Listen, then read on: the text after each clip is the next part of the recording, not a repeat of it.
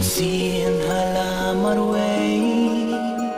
na najaki man namar pijay no ngabun kijing perkan tang shiteng por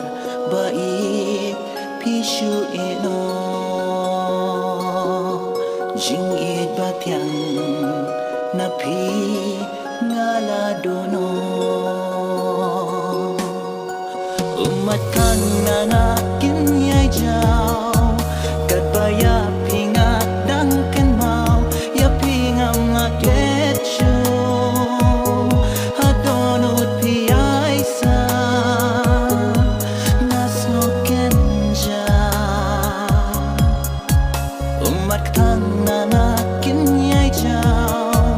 kadbaya pingat dang ken mau ya pingam ngaklet shu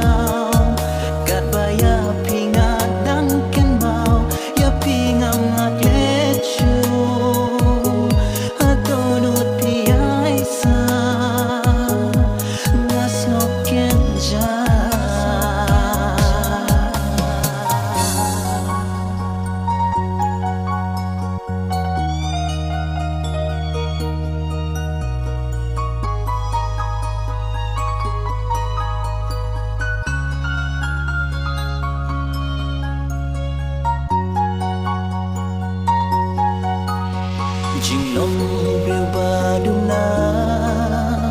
lesi ngakung bakla so bada kren shai jing it kam dei ka kam kai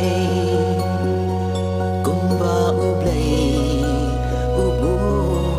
u la benta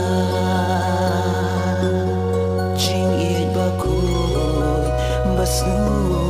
pat ba shida umat kan nanakin yay jaw